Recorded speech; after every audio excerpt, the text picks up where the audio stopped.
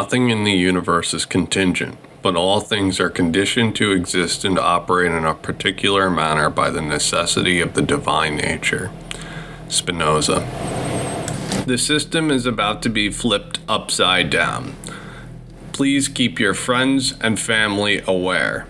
Like, subscribe, share these videos. So CBDC is a public good. It's good for monetary policy. It's good for fiscal policy. It's good for financial stability.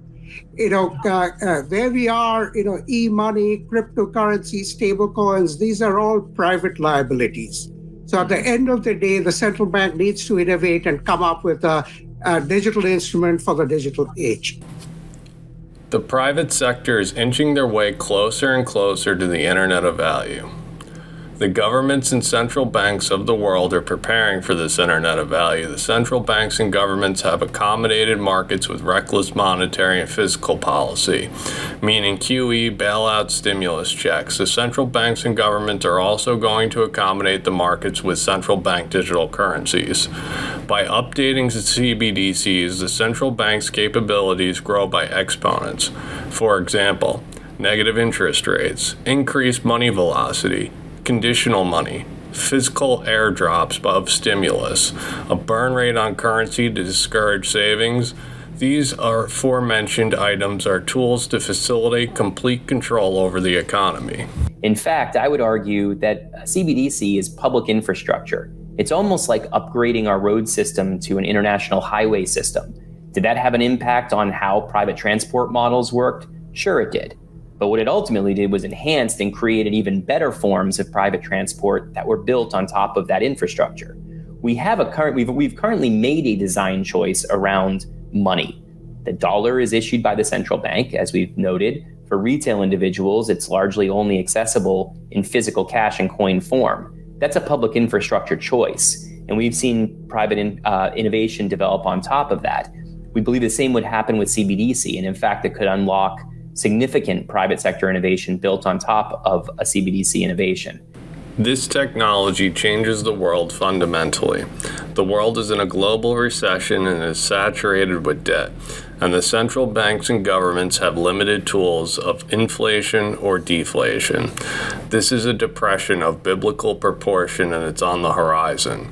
This new technology opens a Pandora's box of monetary and fiscal policy tools to combat deflation.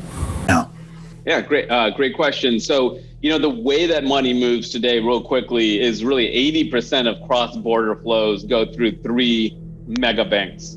That's HSBC, that's Citibank, that's JP Morgan. And you trust those banks to move money for you. I mean, they are the world leaders in really trust.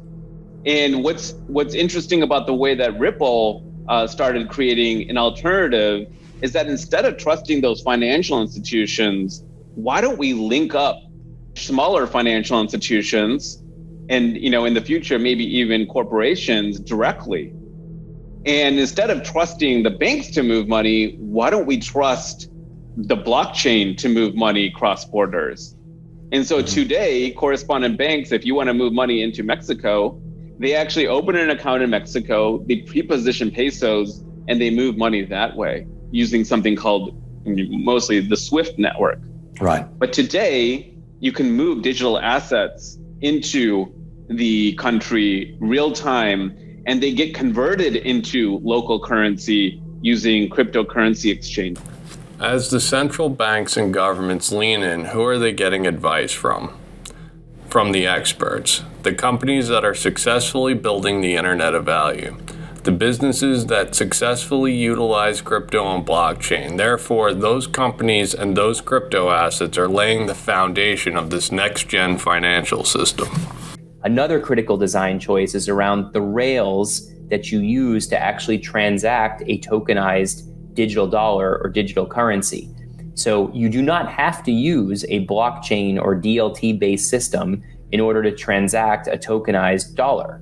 You could use a massive centralized database, and that may be a very efficient way to offer a digital dollar. Of course, there may be privacy concerns, there may be resiliency and redundancy concerns, which is the reason, again, from a digital dollar project perspective, we thought it makes sense to look at either blockchain or blockchain-inspired systems to think about how you design the rails. But again, in designing rails, that's where interoperability becomes very important.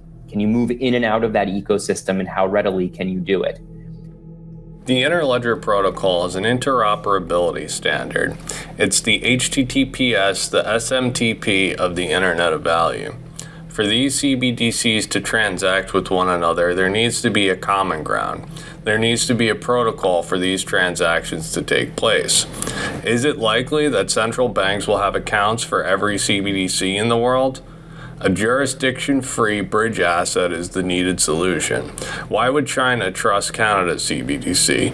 Why would Japan trust England's CBDC? Trust is not needed with crypto. Cryptocurrencies are trustless assets that allow trust between nations regardless of domestic policies. Central banks, and as we know from work done by the BIS, over 80% of the world's central banks are exploring to some degree or other central bank digital currency. 80% of the governments, 80% of the central banks are looking into this technology. Why? The alternatives are to pay down the debts. CBDCs allow the reckless monetary policy to continue. It allows the madness to continue. Returning to a gold standard means governments and central banks would need to be accountable for their spending. This would also mean that they would have to accept fault for their bad decisions. I'm invested in gold as a backup plan. If the whole system implodes due to incompetence, however, I believe, as in 2008, they will skate through another crisis, and this time they'll use digital currencies to do this. And so we made a pretty big dent in that in just a few years after launching. So this is real. People are using it. It's far superior to the compared to the traditional world, where there's tons of excess capital pre-positioned around the world just to facilitate payments, which is crazy. And that removes a lot of that, because now you're trusting a digital asset. You're not trusting these large mega banks to move your money. These over-leveraged mega banks demand trust, yet they're not trustworthy. This crisis is going to expose the cracks of the current moral hazards as 2008 exposed the flawed banking system. When those cracks are exposed, we have options like digital assets. We no longer need to trust third-party intermediaries because the assets are backed by math, not the flawed morals of banksters.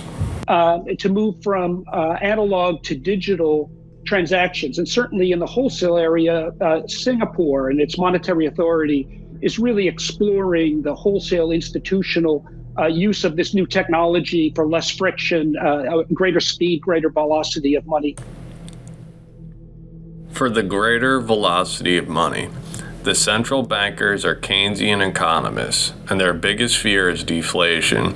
Deflation happens when money velocity drops, such in this case when businesses and people stop spending and conserve their money. The Monetary Authority of Singapore has discovered that this tech can increase money velocity. The way central bankers fight deflation now is with inflation. But imagine if the central bankers could control the velocity of money. Imagine the velocity of money picking up without inflation. I think you're seeing it being a very, very conduit to a more efficient global payment system. So I think you're seeing that, that huge space take off for XRP. And then with Ethereum, you're seeing Ether fuel the decentralized finance, a smart contract space. Mm-hmm. And so, I think it's great. I think that, you are seeing now use cases and sort of these different digital assets specialize.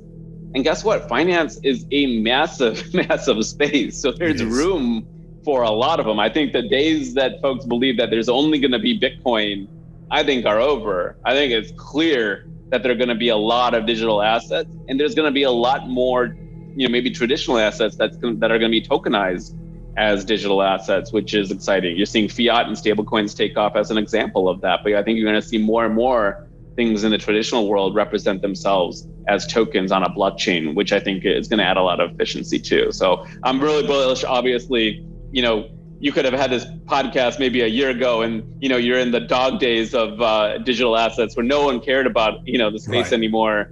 You're seeing it come back red hot again. Interesting enough, I don't see the traditional venture capitalists as interested as they were in 2017. Right. But I think in my mind, I think I couldn't be happier in terms of the innovation in the space. Right. The markets will require public blockchains and an array of crypto assets. Use cases are emerging before the Internet of Value has even arrived. When it's here, even more use cases will emerge. We are at the beginning of the revolution. The more use cases, the more efficiencies in the system, the more productive the system will be, and that efficiency is passed along to the people. The traditional markets are in the process of being tokenized, and the tokenization of all assets will benefit from the efficiencies of crypto. The more efficient the markets are, the more wealth that is passed down to the people. Money that you can hold currently is physical cash or coin. A digital dollar would be now that third format of currency that could operate as a token in a digital format. Now, again, tokenization means you hold a unique asset or instrument. This is different than account-based systems where you have an intermediary maintaining a ledger and marking transactions essentially within that system. Again, these systems can be complementary to each other, but that is a fundamental design choice when you're talking about CBDC, specifying whether you're talking about a tokenized system or one that would operate within an existing accounts-based framework. The cracks of the system are being exposed. As these cracks start to surface, there needs to be swift action to repair the economy. Digital currencies, digital assets, and blockchain technology allows for the quick spending bankers to remain in control and keep aspects of the old paradigm. If the system breaks, there are no choices, and the central banks will need to reset to a gold standard by using gold as the reserve currency. This means that governments will have to be responsible for the money that they spend, and most importantly, be accountable to that spending. Accountability is the central banks and governments' worst fear. They are going to push this technology simply because it gives them more options. And then a fifth imperative, I would say, would be surgical precision with monetary policy. The ability to utilize monetary policy in very precise, very targeted, look at micro communities, specific areas, speed as well. The surgical precision CBDCs have to offer is the reason this paradigm shift is underway. Imagine a world where the currency that sits in your bank account or in your wallet burns away until you spend it. The central banks and governments would be able to control the velocity of money. The velocity is moving too slow. How about we put a 10% burn rate on the currency? Spend it all or you'll have nothing. And that's how the velocity will pick up. UBI that's conditional can only be spent on certain items. The oil sector is down, so free money could be provided that citizens could only pay on gas or other petroleum products. Imagine if every transaction was taxed in real time. Imagine if AI was watching your spending at all times and building profiles based on your spending habits. Part of the reason that it can enhance automation is because of the programmable nature of tokens. This is software. So you can essentially embed compliance, regulatory, and business logic around a tokenized digital dollar in order for the digital dollar to do certain things. And a lot of that can happen in an automated fashion. That's an area where I think there's significant interest and hope for some positive innovation that could develop. Autonomous programmable nature of tokens. Imagine if the housing market was tokenized and these tokens were autonomous. Your house could rent itself on the free market for digital dollars to be paid by the microsecond as it's being used. Here, so the beauty of the hybrid model is the private sector builds and operates the payment rails and continues to innovate, whereas where the central bank is actually providing the digital instrument that operates across those payment rails. So it's interoperable, which is great for financial inclusion, it's pro-competition, and it's pro-stability of the digital and mobile money private providers. I'll stop here for now. The private and public sector will work hand in hand. The public sector will create a CBDC that works within walled gardens that the private sector has built. What is crucial is interoperability, and that is what the good people of Ripple are working on. The interledger protocol is key. From walled gardens to walled gardens, central bank digital currencies to tokens that work within blockchain networks. There will need to be protocols and standards for the new system, and that's what we are slowly seeing happen. As we move forward, we are going to see standards like ISO 222 messaging. We're going to see interledger adopted by more institutions. Recently, Brett Ahrens wrote an article on MarketWatch called "Why the Only Place You Should Invest in Bitcoin is in Your IRA." It's no secret that we are going to be taxed on our digital assets and precious metals. I have chosen to work with iTrust because I believe in the product that they offer. IRAs are a great way for you to protect yourself from out-of-control taxes that we're going to have from unprecedented gains. The iTrust platform allows you to trade digital assets while reaping the rewards of an IRA tax incentives. If you're a digital asset investor or a gold bug, I urge you to take a look at what iTrust has to offer. Thank you for watching, subscribing, and liking. If you enjoy my work, please consider joining my Patreon. Desire is the very essence of man. Spinoza. Remember to hit the bell for notifications. My channel has 2 to 3 videos per week.